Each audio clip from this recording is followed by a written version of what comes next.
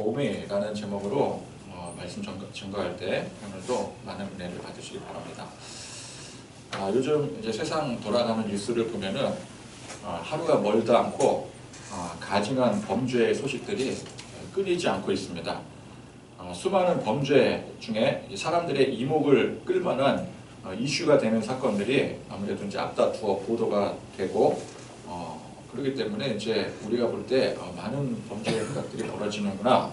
그런데 사실 우리에게 알려지는 게 이제 그 보도를 통해서 알려지는 거 아니겠습니까? 그렇다면 보도되지 않은 범죄가 훨씬 더 많다라는 얘기죠. 아니 뭐 이렇게 뉴스가 맨날 안 좋은 소식만 전해져. 근데 우리가 알아야 될 것은 그것보다 훨씬 더 많은 안 좋은 소식들이 우리 주변에 끊이지 않는다라는 것이죠. 또 이것은 그만큼 많은 이 범죄 행각들이 결국은 다 발각이 되고 드러나게 된다라는 뜻이기도 합니다. 각종 뭐 범죄 사건에 용의자가 체포되었다, 뭐 적발되었다 이렇게 보도되는 것이 결국은 그게 다 발각이 됐으니까 보도되는 거 아니겠어요? 발각이 되고 드러난다라는 뜻이 되는 겁니다.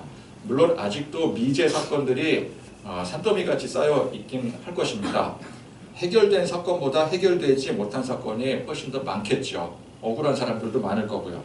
그러나 그런 미제 사건들도 언젠가는 해결될 확률이 높습니다. 그 범죄 쪽 전문가들이 나와서 토론하는 프로그램을 봤더니 그 이제 화성 연쇄살인 사건이 일어났던 80년대 있지 않습니까? 그 당시에는 그런 미제 사건들이 굉장히 많았대요. 그런데 요즘은 이제 DNA 이 검사 시스템이 워낙 발전을 해서 시간이 걸리더라도 반드시 범인을 추적하고 체포할 수 있다고 합니다. 이게 이제 워낙 기술이 발전되다 보니까 뭐 1년, 2년 뭐 그 차이로 뭐 기술이 그냥 확확 바뀐다 그러더라고요. 그래서 뭐 몇 년 전까지만 해도 밝혀낼 수 없었던 범죄가 이 DNA 분석으로 이제 발견이 될 수 있는. 그래서 요즘에는 범죄 전문가들이 그러더라고요. 이론적으로 완전 범죄가 불가능하대요. 이론적으로. 그러니까 DNA 검사라는 게 초창기에는 정확도가 너무 떨어져서 이 범죄의 증거로 채택이 될 수가 없었다고 합니다. 그러나 요즘에는 그 정확도가 이제 대조했을 때 DNA 검사를 해서 이제 그걸 대조를 했을 때 일치하지 않을 확률이 1000억 분의 1이래요. 1000억 분의 1. 근데 이것도 제가 몇 년 전에 봤던 자료였거든요.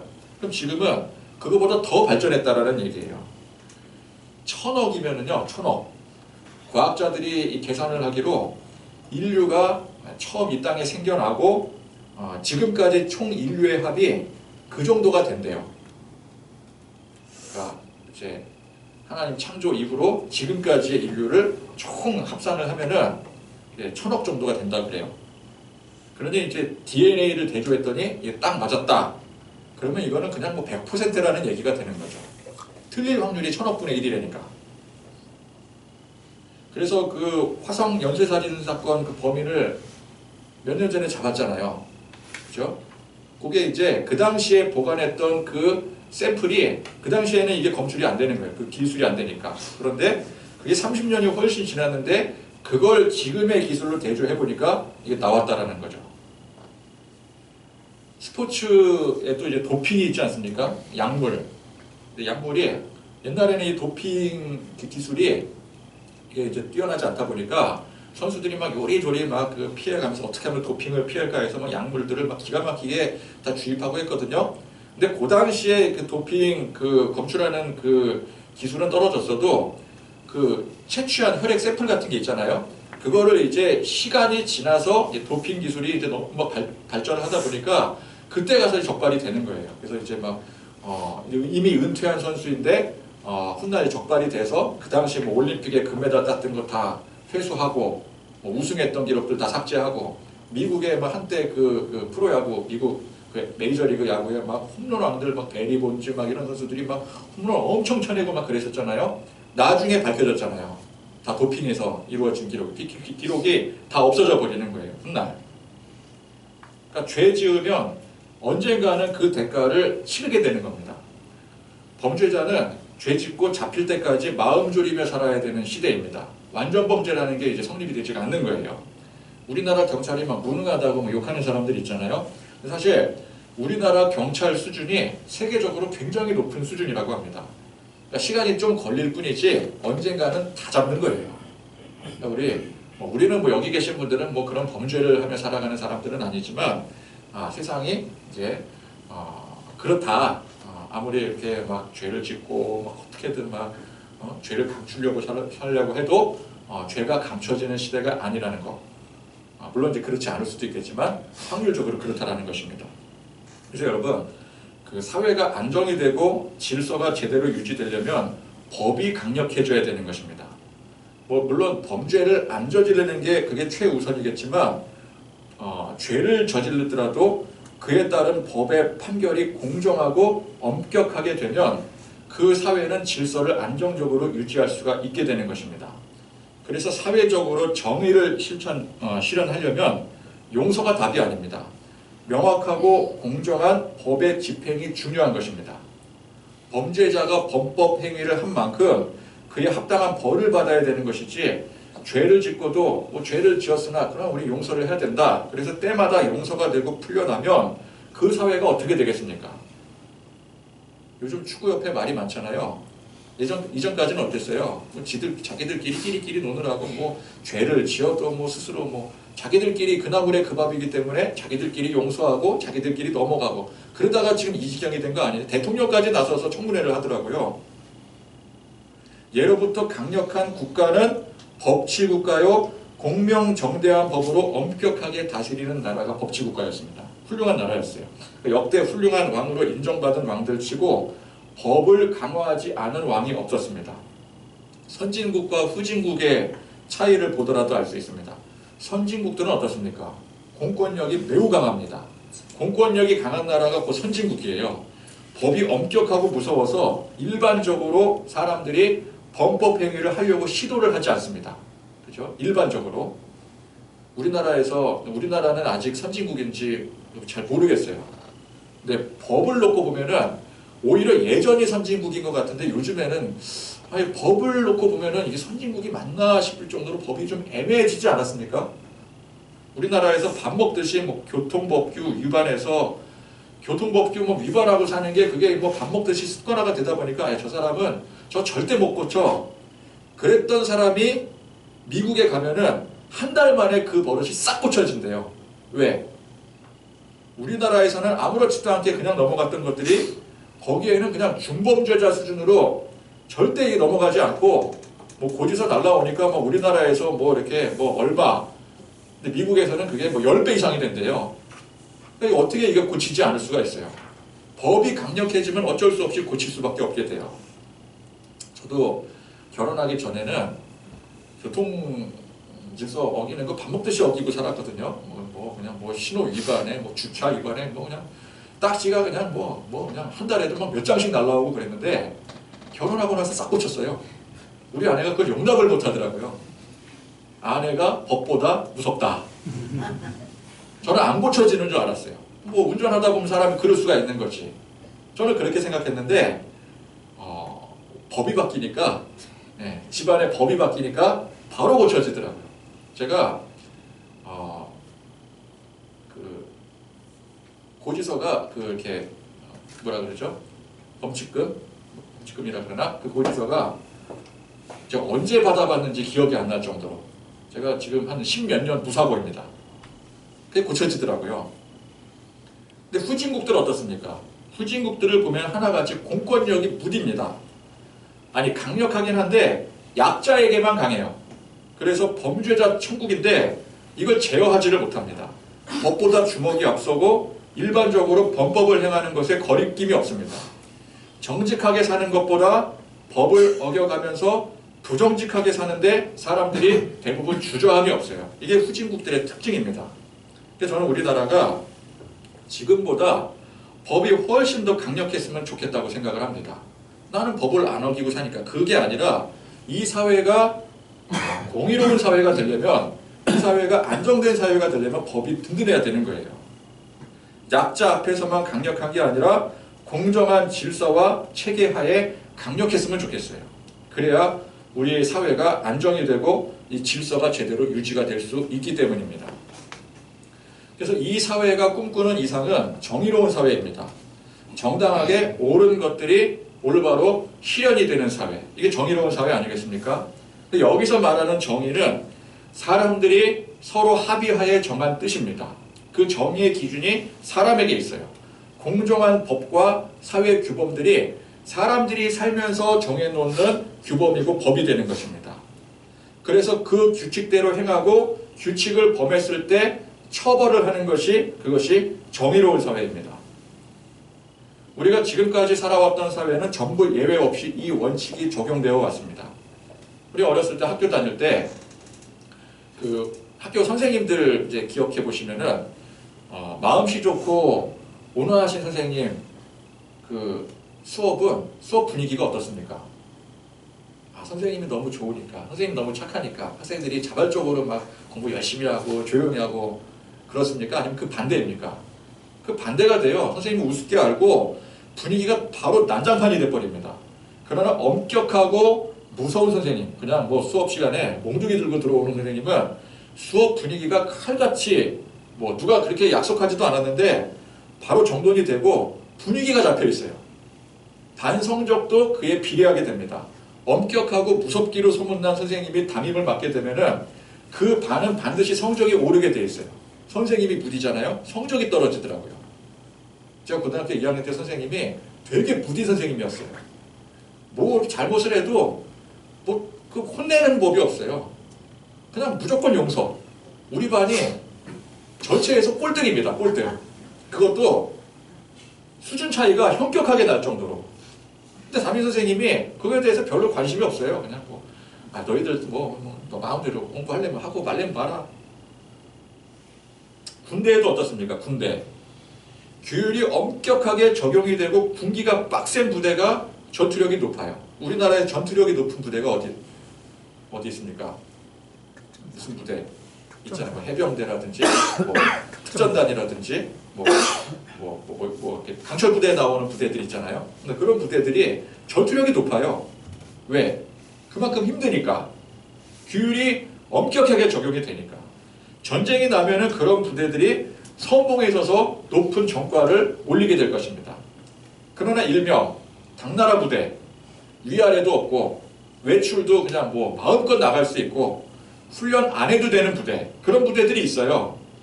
군 생활은 편할지 몰라도 전투력은 빵점입니다. 빵점. 그런 부대는 전쟁이 나면 후방 지원 임무조차도 제대로 못할 부대예요.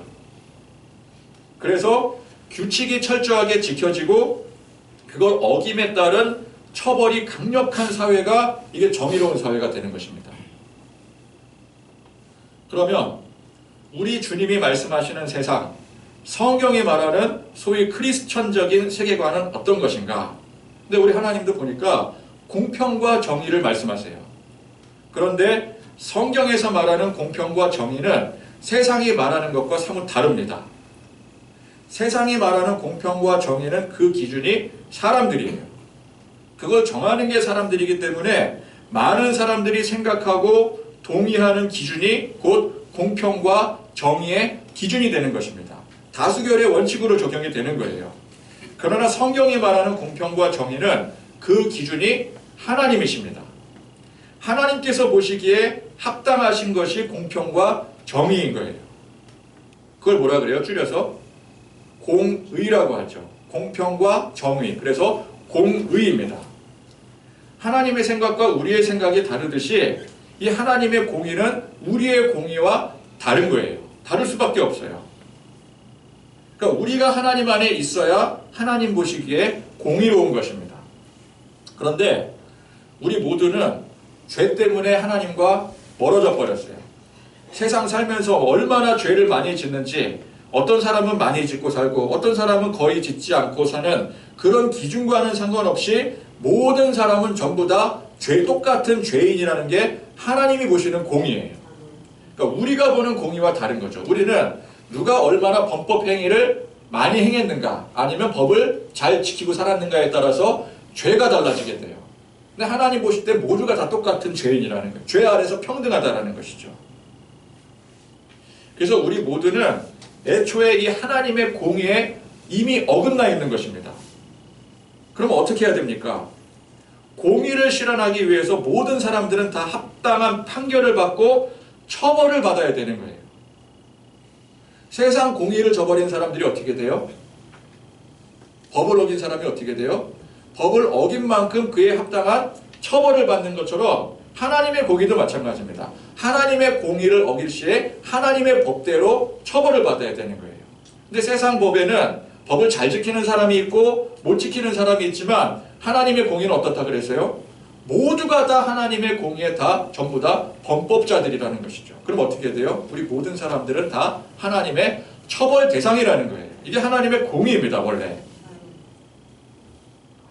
그러면 세상 법은 그 죄의 경중에 따라 각기 다르게 처벌되지만 하나님의 법은 하나님 안에서 벗어난 그 대가가 죽음이에요. 영원한 죽음. 근데 이거는 너무 엄격한 게 아니냐? 세상 법은 어때요? 경범죄부터 시작해서 중범죄에 이르기까지 그 법에 대한 처벌이 단계별로 강화가 되는 거죠. 근데 하나님의 법은 뭐라 그래요? 이거 어기면 바로 즉시 죽음이래요. 우리 세상에서 가장 형벌로 놓고 볼 때 가장 높은 등급의 형벌이 무엇입니까? 사형이잖아요, 사형. 근데 하나님의 형벌은 뭐예요? 즉각 사형. 죽는다니까. 사망이라니까. 죄의 값은 사망이라 그랬잖아요. 그럼 이거 너무 엄격한 거 아니냐? 근데 그렇게 엄격한 게 아니냐라고 따질 게 못 돼요. 왜냐하면 하나님의 피조물인 우리가 하나님 보시기에 이 공의를 저버리는 죄의 기준이 뭐라 그랬어요? 하나님께 벗어나는 게 죄라 그랬잖아요. 그럼 하나님의 피조물이 창조주 아래 보호를 받아야 되는데 그 창조주께서 우리를 보호하셔야 되는데 그 창조주 안에서 벗어나게 되면 어떻게 되겠어요? 보호를 못 받게 되는 거예요. 보호를 못 받는 게 그게 죽음인 것입니다. 그러니까 죽음은 형벌인 동시에 하나님을 벗어났을 때 얻어지는 당연한 결과인 거예요. 그러니까 아기가 부모를 떠나게 되면 어떻게 됩니까? 살 수가 없죠. 똑같은 거예요. 가혹하지만 그건 이치적으로 맞아요. 그러니까 우리가 하나님을 떠나게 되면 가혹하지만 죽을 수밖에 없는 애초에 그렇게 창조된 존재라는 것입니다. 그걸 우리가 뭐 어떻게 바꿀 수가 없는 거잖아요. 그걸 억울하다고 따질 것도 못해요. 아기가 부모의 곁에서 벗어나서 죽게 되었는데 나 억울하다 그래도 할 수가 없는 거예요. 부모에게서 떨어졌기 때문에. 그래서 죄로 인해서 하나님과의 관계에서 벗어난 모든 사람은 그 공의에 따라서 죽음의 형벌을 받을 수밖에 없게 되는 것입니다. 이건 죽음의 형벌이기도 하지만 당연한 이치이기도 한 거예요. 하나님 안에 보호를 받아야 사는 그 피조물이 하나님 밖으로 떨어져 버렸으니까 당연히 죽을 수밖에 없는 거죠. 그러나 이것 또한 우리가 생각하는 한계 내에서의 공평과 정의인 것입니다. 하나님의 공의는 거기서 끝이 아니에요. 거기서 한 걸음 더 나아가십니다. 그런 죽음의 형벌을 피할 수 없는 우리를 용서하시고 다시 살리시는 게 하나님의 진정한 공의입니다. 자, 여기서의 핵심은 용서이고 그 원동력은 뭐예요? 사랑입니다. 사랑하시기 때문에, 우리를 사랑하시기 때문에 용서하시는 거예요. 하나님은 창조된 우리 피조물들을 사랑하셨기 때문에 용서하시기로 결정하셨습니다. 그런데 자, 먼저 죄의 값으로 죽을 수밖에 없는 사망이 결정된 것 또한 이것도 하나님의 공의의 한 부분이기 때문에 그냥 무작정 용서하실 수가 없는 거예요. 그러니까 하나님이 그냥 무작정 내가 용서하고 싶으니까 용서할게 이러면 하나님께서 죄인, 하나님 밖에 벗어난 그 죄인의 그 결과가 사망이라고 하는 그 공의를 하나님 스스로가 저버리는 것이 되기 때문에 하나님이 마음껏 아무렇지도 않게 용서하실 수가 없는 거예요. 왜? 죽는 것도 공의의 일부분이기 때문에. 그래서 우리를 대신해서 죽을 제물을 준비하시는 거예요. 누군가가 죽어야 돼. 왜? 죄의 값이 사망이기 때문에. 이건 정해진 공의이고 질서이기 때문에 하나님도 어기실 수가 없는 거예요. 그런데 하나님은 우리를 사랑하시기 때문에 우리를 용서하셔야 되잖아요. 그렇기 때문에 우리를 대신하실 제물을 준비하시는 거예요. 근데 우리를 대신할 수 있는 제물이 무엇이 있을까요? 세상에 있을까요? 세상에는 없어요. 그래서 하나님의 독생자이신 예수 그리스도를 우리에게 보내주신 거예요. 그래서 예수님께서 우리를 대신해서 죽으심으로 용서의 큰 공의를 실천하신 것입니다. 하나님의 원래의 공의에 어긋나지도 않으면서 하나님이 우리를 사랑하시고 용서하시는 공의까지 실천하실 수가 있게 되는 거예요. 그래서 하나님의 용서의 이 공의에는 반드시 희생이 따르게 되는 겁니다. 희생하지 않으면 용서의 이 공의를 실천하실 수 없기 때문이에요. 자, 이 점이 세상 공의와 하나님 공의의 결정적인 차이입니다. 사랑과 용서와 희생. 이 세 가지는 하나로 연결되는 것인데 이것이 바로 하나님 공의의 핵심인 거예요. 그러면 자, 여기 보세요. 자, 우리도 그럼 서로 사랑하고 그래서 용서하고 희생할 수 있다면 이 세상에서 그럼 세상에서 말하는 공평과 정의의 완벽한 완성이 될 수 있지 않겠습니까? 우리도 하나님처럼 서로가 사랑하고 용서하고 희생을 하는 거예요. 그러나 애석하게도 우리는 그렇게 할 수가 없습니다. 사랑과 용서와 희생으로 완벽한 공의를 이룰 수 있는 분은 오직 하나님 한 분뿐이세요. 우리는 그렇게 못합니다. 흉내는 낼 수 있을지 몰라요. 근데 흉내 내는 것으로는 진정한 공의를 이룰 수가 없어요. 오히려 무질서해질 뿐입니다. 어떤 사람들이 그래도 야, 세상을 정의롭게 만들어야 돼. 그런 몇몇의 사람들이, 소수의 사람들이 용서의 마음으로, 그래 내가 희생하면 되지 라는 마음으로 죄 지은 범법자들을 용서하고 풀어준다면 그럼 어떤 일이 벌어질까요? 세상이 깨끗해지겠습니까? 오히려 무질서해지는 거예요. 나는 그런 마음을 갖지 않는데 나와 다른 사람들은 또 나와 다른 생각을 갖게 되는 거예요. 나는 범죄자를 용서했는데 그 범죄자는 그걸 이용을 해먹는 겁니다. 세상에서 그게 되지가 않아요. 그래서 우리 사회는 법대로 판결을 하고 그에 합당하게 집행하고 처벌하는 것까지가 최선인 거예요. 이해가 되십니까?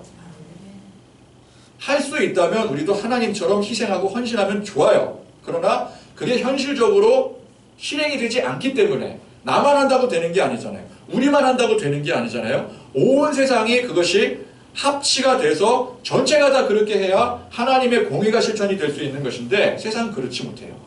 나는 그런 생각을 해도 다른 사람은 그렇게 생각하지 않기 때문에 그렇습니다. 우리는 그렇게 생각을 해서 죄인들 용서하고 풀어주자 하는데 막상 그렇게 죄인을 용서하고 풀어줘 놨더니 어떻게 돼요? 세상이 대혼란이 야기가 돼버리는 거예요. 무질서가 돼버리는 거예요. 그래서 우리는 어쩔 수 없이 법대로 판결을 하고 그에 합당하게 집행하고 처벌하는 것까지가 최선이 될 수밖에 없는 거예요. 근데 사실 그것조차도 이 사회에서 이루어가기가 쉽지가 않습니다. 법대로 집행하는 게 잘 이루어지지가 않아요. 범법자들이 법을 자꾸만 이용을 하려고 그래요. 그게 쉽지가 않은데 그 이상을 이룬다라는 것은 그저 환상에 지나지 않게 되는 것입니다. 많은 몽상가들이 이상적인 사회를 꿈꾸면서 많은 이론들을 내놓지 않습니까? 많은 이념을 내놓지 않겠어요? 근데 그 이념들을 세상에 뿌리 내리게 하기 위해서 얼마나 많은 공을 들입니까? 근데 그게 됩니까? 공산주의 처음에 어땠어요? 공산주의가 지금의 공산주의가 아니었어요. 처음에 이 공산주의 사상을 가지고 사람들이 일어났을 때는 정말 이상적인 사회 만들어 보자고 그렇게 했던 거예요. 근데 이상적인 사회가 됩니까? 오히려 더 혼란과 무질서만 야기하게 되는 거죠. 민주주의. 민주주의가 지금 완벽한 민주주의가 아니잖아요. 완벽하게 뿌리 내릴 수가 없는 거예요. 그러니까 이상은 이상에서 끝날 뿐 현실은 어때요? 변질될 대로 변질된 이념의 사생아들만 남았을 뿐이에요. 자본주의, 공산주의, 사회주의, 민주주의 전부가 다 이념의 사생아들인 것입니다. 원래 이념과 전혀 달라요. 그래서 저는 우리 이 사회가 법치주의를 제대로 실현하여 법과 질서가 강력하게 세워지기를 바라는 거예요. 왜? 그게 현실 세상에서 바랄 수 있는 최선이기 때문에 그래요. 근데 교회 다니는 사람들, 예수 믿는 사람들 중에서 우리 예수님의 사랑을 실천해야 되기 때문에 법대로 이렇게 판결하고 엄격하게 하는 거 그거 반대, 사형제도 반대, 그런 사람들이 있잖아요. 몰라서 그러는 거예요. 물론 하나님의 사랑과 하나님의 긍휼과 하나님의 용서로 세상을 다스릴 수 있으면 얼마나 좋겠어요. 근데 그거는 이상일 뿐 현실적이지가 못한 거예요. 우리 현실을 봐야 돼요. 현실은 어때요? 법이 제대로 기능을 해야지 세상이 안정이 되는 거예요. 법이 중요한 거예요. 저는 그렇게 생각을 합니다. 근데 그거는 이제 우리가 세상을 바라볼 때 얘기고, 우리가 주 안에서만큼은 그런 세상의 공의가 아닌 하나님의 공의를 실천할 수 있어야 되는 것입니다. 여러분, 그리스도인이라는 게 뭐예요? 주님의 뜻을 받들어 그 뜻대로 순종하며 사는 사람들이 그리스도인들이에요. 자, 이 세상을 우리가 하나님의 공의로 뿌리내리게 할 수는 없어요. 그건 불가능한 일입니다. 자, 기독교는 세상을 바르게 정화하려고 하는 이상가들의 집단이 아닙니다. 근데 그렇게 착각하는 사람들이 요즘 많아졌어요. 그래서 교회가 자꾸만 사회운동을 하려고 해요. 사회를 변화시키려고 해요. 진짜 바르게 정화하려면 하나님의 공의, 즉 사랑과 용서와 희생이 이게 실현이 돼야 되는데, 이건 애초에 세상에서는 불가능한 일입니다. 그게 가능한 것이라면 하나님께서 독생자 예수 그리스도를 왜 보내셨겠어요? 세상에서 알아서 처리할 수 있는 일인데, 그게 안 되니까 하나님께서 희생을 하신 거거든요. 근데 그걸 우리가 할 수 있다? 교회가 할 수 있다? 내가 예수 믿으니까 능력받아서 할 수 있다? 그거는 교만이고 월권인 거예요. 그래서 앞서 말씀드린 것처럼 저는 세상은 그 기준대로의 공의가 실현되는 게 그게 최선이라는 거예요. 그러나 교회는 다릅니다. 교회는 달라야 돼요. 그리스도인들의 공동체인 이 교회까지 세상 기준의 공의가 실현되는 것으로 만족해서는 안 되는 것입니다. 민주적인 교회 만들자 그러잖아요. 민주적인 교회가 바람직한 과정이긴 하지만 그것이 목적이 돼서는 안 되는 거예요.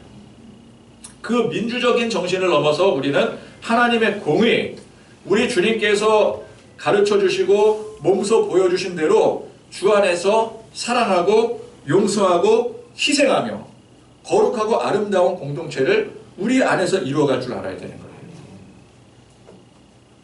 그래서 그런 하나님의 공의적인 관점에서 오늘 이 말씀을 보게 되면, 예수님께서는 이미 제자들이 전부 다 예수님을 배신할 것이라는 사실을 알고 계셨습니다. 그러면 자, 세상적인 관점에서 볼 때는 그런 제자들에게 경고를 하고 주의를 줘야 되는 거예요. 근데 한 번만 더 그러면 안 된다. 한 번, 두 번까지는 용서할 수 있어. 그러나 계속 너희들이 그러면 이제 용서는 없어. 법대로 판결할 거야. 그게 세상 기준 아니겠어요? 주의를 줘야 되는 거예요. 그럼에도 불구하고 이들이 배신하고 끝까지 불순종했다면 그에 합당한 대가를 치르게 하는 것이 세상 정의입니다. 그렇게 배신하고 다 흩어져 버렸는데도 불구하고 그것도 그냥 내버려 두고 그냥 흐지부지 넘어가고, 그래 뭐 잘했다 그러고 용서하면은 세상이 얼마나 무질서해지겠어요. 근데 그런 세상 정의의 관점에서 바라보고 생각한 사람이 누구였어요? 이게 가룟 유다였습니다. 그는 용서받을 수 없는 죄를 저질렀어요.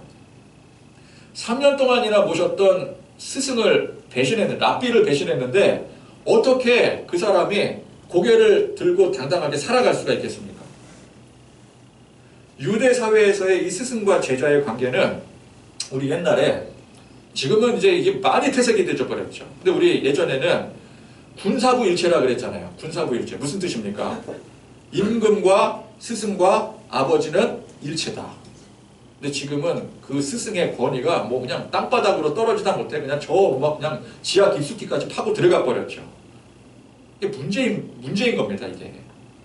근데 옛날에는 어땠어요? 군사부 일체. 스승을 배신한다는 건 있을 수가 없는 일이에요. 그죠? 아버지를 배신하는 것과 똑같은 거예요. 그러니까 사회적으로 그런 사람은 용서받을 수가 없고 반드시 그 죄값을 크게 치러야 됩니다. 유대 사회에도 그랬고 우리 옛날 사회에도 그랬고, 선생님한테 뭘 잘못했다? 이거는 뭐 묻고 따지고 할 것도 없어요. 그냥 그 사회가 정하는 최고의 수준으로 처벌을 받아야 되는 거예요. 부모에게 잘못했다 어떻게 해요? 그럼 뭐 그냥 묻고 따지고 할 것 없이 최고형에 처해지는 것과 똑같은 거예요. 그래서 유다는 자살을 택한 거예요. 자기가 저지른 죄를 세상 정의의 관점에서 보니까 그럴 수밖에 없었던 것입니다. 내가 어떻게 선생님을 배신했는가? 이거 죽을 수밖에 없다. 그래서 자살한 거예요. 그러나 우리 예수님께서는 그런 세상적인 관점으로 공의를 실현하실 생각이 전혀 없으셨습니다. 예수님께서 애초에 이 땅에 오신 이유가 절대로 용서받지 못할 죄인을 대신해서 희생하시기 위해 오신 거예요. 사랑과 용서와 희생의 그 하나님의 공의를 실천하시기 위해 오신 분이 예수님이십니다. 그래서 오늘 예수님께서 뭐라고 말씀하세요? 너희가 다 나를 버리리라. 이 말씀하신 것이 너희들 전부 다 어떻게 3년 동안이나 그렇게 쫓아다니면서 나를 배신할 수 있겠느냐? 너희들은 답이 없다. 너희들은 배신자들이다. 라는 사실을 선언하기 위해서 말씀하신 게 아니에요. 정죄가 아니라 그런 너희들이라 할지라도 나는 이미 용서했다. 그런 의미로 말씀하신 것입니다. 다들 배신하고 흩어져서 도망친 제자들, 그런 제자들에게 예수님께서는 그러나 내가 살아난 후에 너희보다 먼저 갈릴리로 가리라. 이렇게 말씀을 하세요. 이게 무슨 뜻입니까? 원래는 이 배신한 제자들이 전부 다 배신했잖아요. 베드로도 배신했고 전부 다 배신했습니다. 가룟 유다만 배신한 게 아니에요. 제자들 전부가 다 배신했어요.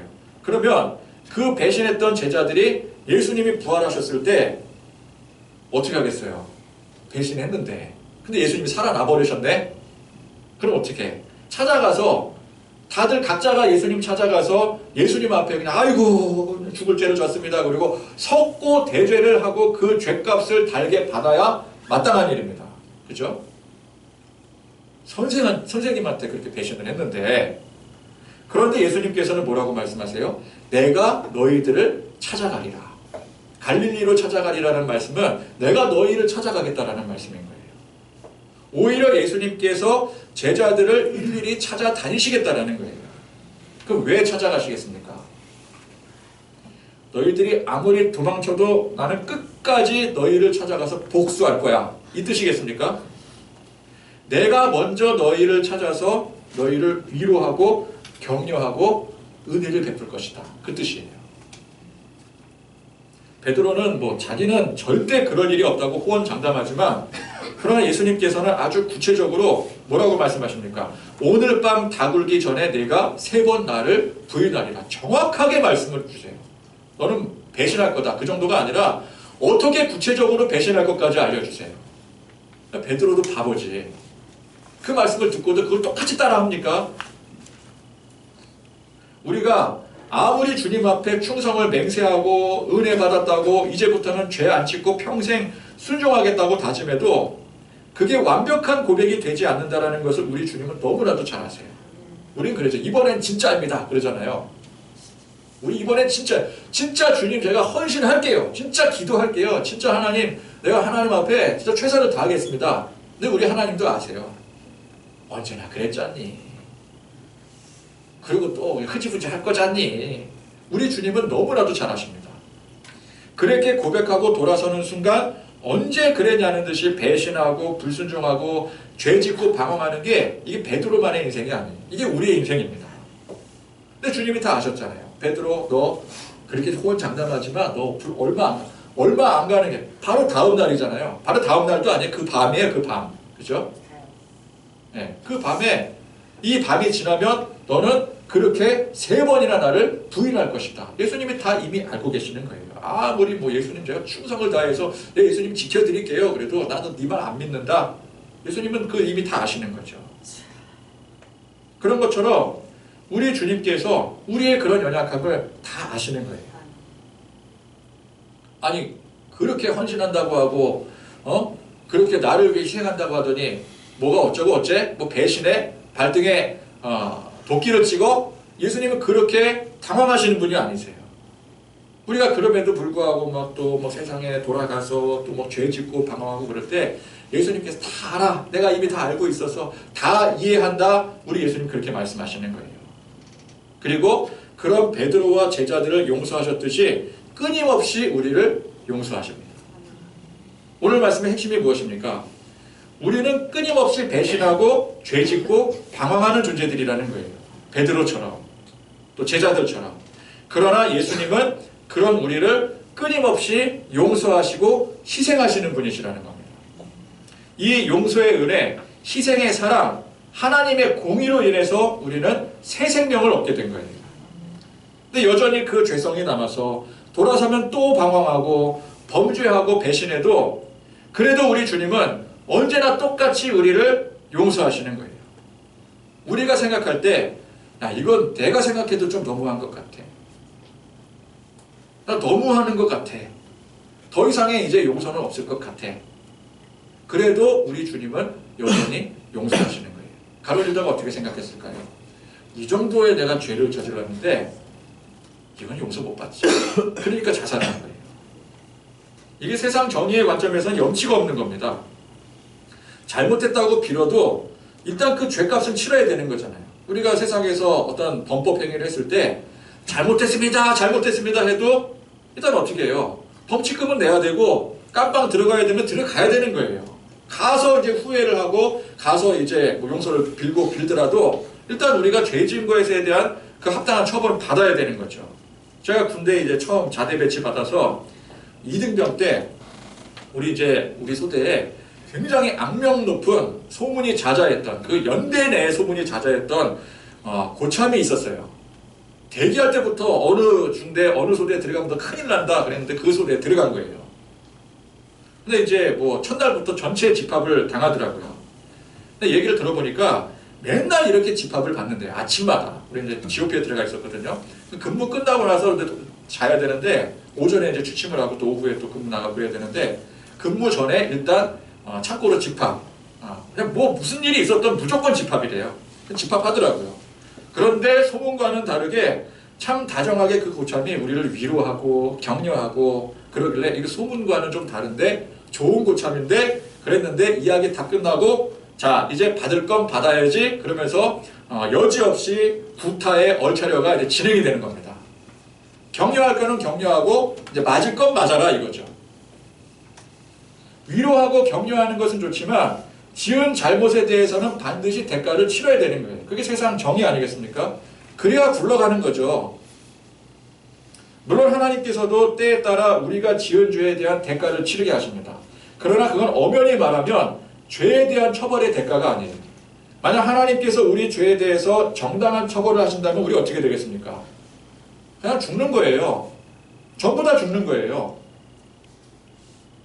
우리의 삶에 고난이 임하고 사고가 나고 일이 잘 안 풀릴 때 평소에 기도 생활 열심히 안 하고 불순종하고 살았더니 내가 이렇게 처벌을 받는구나 라고 생각할 수 있겠지만 그건 사실 죄에 대한 처벌이 아니라 또 다른 하나님의 은혜인 거예요. 하나님은 우리를 처벌로서 징계하시는 게 아니에요. 또 다른 은혜의 방편으로 징계를 하시는 거예요. 정말 하나님께서 처벌하실 거면은 소돔과 고모라와 같이 불태워버립니다. 근데 우리를 불태우지는 않으시잖아요. 끝내 살 길을 열어주시잖아요. 은혜의 방편으로 우리를 인도해 가시는 과정인 거예요. 그러니까 우리 하나님은 처벌하시는 하나님이 아니십니다. 용서의 하나님이세요. 우리가 아무리 큰 죄를 지어도 하나님 전부 다 용서하십니다. 지은 죄를 똑같이 70번, 70번씩 7번씩 뭐 해도 용서하십니까? 그랬더니 7번 죄를 지어도 용서합니까? 그랬더니 뭐라 그래요? 예수님께서 70번씩 7번을 70번씩 왜 헷갈려요? 이렇게 한마디로 말하면 70 곱하기 7 그럼 얼마라는 거예요? 490번 490번을 연속으로 지어도 다 용서한다. 이게 예수님 말씀 아니겠어요? 그럼 이게 490번까지 딱 용서하고 491번에는 이제 용서 없어. 이 뜻이겠습니까? 그 뜻이 아니죠. 끝까지 무한히 용서하신다는 뜻인 거예요. 세상은 흉악한 강도를 용서할 수 없습니다. 그래서 십자가에 못 박지 않았습니까? 제가 분명히 말씀드리는 것은 세상 정의의 관점에서는 그 법대로 집행해야 되는 게 맞는 거예요. 그 당시의 법이 흉악 범죄자는 십자가에 처형하는 게 그게 법이었고 그게 그 시대의 공평과 정의였다면 그거대로 실행을 하는 거예요. 그거에 대해서 예수님께서는 아무 말씀도 하지 않으십니다. 세상이 잘못됐다, 그거 바꿔야 된다, 어떻게 사람을 그렇게 잔인하게 처벌할 수 있느냐, 예수님은 한 번도 그런 말씀을 하신 적이 없어요. 이 동전이 누구 것이냐 했을 때 가이사의 것은 가이사에게 말씀하시지 않습니까? 세상 법이 그것이 사람들이 정한 그 기준이 맞다면 그 법대로 행하는 게 그게 맞는 거예요. 제가 앞서 말씀드린 것처럼 그건 세상이 할 수 있는 최선이기 때문에 그래요. 그러나 예수님께서는 어떻게 하십니까? 예수님은 그 흉악한 강도까지도 용서하시는 거예요. 그건 예수님이니까 용서하시는 거예요. 왜 용서하십니까? 예수님을 인정하니까 용서하시는 거예요. 아무 조건 없이 용서하십니다. 그리고 다름 아닌 그 강도를 위해서라도 예수님께서 십자가에 희생을 하신 거예요. 우리는 이미 그 용서의 놀라운 은혜를 입었습니다. 그래서 예수님 믿기 이전에는 세상 정의대로 살아가지만 예수 믿은 이후에는 우리는 주님의 정의, 하나님의 공의에 따라 사는 사람이 되는 거예요. 근데 여기서 헷갈리지 마셔야 될 것이 그걸 가지고 우리가 세상을 바꾸려고 하면 안 돼요. 물론 우리 주변에 우리가 할 수 있는 데까지는 바꿀 수가 있어요. 그러나 이 기독교적 정의를 가지고 세상이 바뀌어야 된다. 우리 나라가 바뀌어야 된다. 이 시대가 어떤 이 기독교적인 시대가 돼야 된다. 그거는 아니라는 거예요. 세상은 세상 정의대로, 세상 법대로 가야 되는 게 맞습니다. 그러나 우리는 우리가 할 수 있는 대로 예수님의 하나님의 공의를 실천하고 살아야 되는 거예요. 하나님을 모르는 사람들은 법대로 사는 게 최선이에요. 그러나 우리는 법대로 사는 것 이상으로 하나님의 공의대로 살아야 되는 거예요. 사람들은 원수를 용서할 수 없어요. 그러나 우리는 예수님의 용서의 은혜가 입혀진 우리는 원수도 용서할 수가 있는 거예요. 세상 공의로는 원수를 용서하면 안 됩니다. 원수는 처벌을 해야 되는 거예요. 그러나 하나님의 공의가 있기 때문에 우리는 원수도 용서할 수가 있는 것이죠. 그래서 결국은 세상이 바뀌어야 되겠습니까? 내가 바뀌어야 되겠습니까? 내가 바뀌어야 되는 거예요. 근데 자꾸 몽상가들은, 사상가들은, 잘못된 사상가들은 뭐라 그래요? 세상이 바뀌어야 된다 그래요. 기독교 안에 그런 사람들이 너무 많아요. 세상이 바뀌어야 된다. 그래서 나가서 자꾸 투쟁을 하려고 해요. 나가서 투쟁을 해야 될 게 아니라 내 스스로 투쟁을 해야 되는 거예요. 나를 바꾸려고 노력을 해야 되는 거예요. 오늘 이 말씀을 통해서 우리가 두 가지를 아셔야 됩니다. 세상 공의를 실현하고 사는 것, 이게 굉장히 중요한 일이에요. 세상은 세상 공의가 실현이 되어져야 돼요. 이 세상까지도 우리가 내가 알고 있는 이 기독교의 진리로 바꾸려고 들면 안 돼요. 바꿀 수 있으면 바꾸면 좋겠지만 그게 원초적으로 안 되기 때문에 우리는 세상 법, 질서, 공의 인정하고 살아야 됩니다. 그러나 우리 안에서 내 기준으로는 우리가 예수님의 공의를, 하나님의 공의를 실천하고 살 수가 있어야 되는 거예요. 그것이 교회 안에서는 이루어져야 되는 것입니다. 교회 안에까지 세상 공의를 들고 들어오면 안 된다는 것이죠. 세상에 나가서 세상의 공의로 살아야 되겠지만 적어도 우리가 믿는 한 식구 안에서는 하나님의 공의로 세워지고 하나님의 공의로 성장하는 그런 교회와 우리 삶이 되어져야 될 것입니다. 말씀 생각하시면서 예수 하나님의 공의 찬양 고백하시겠습니다.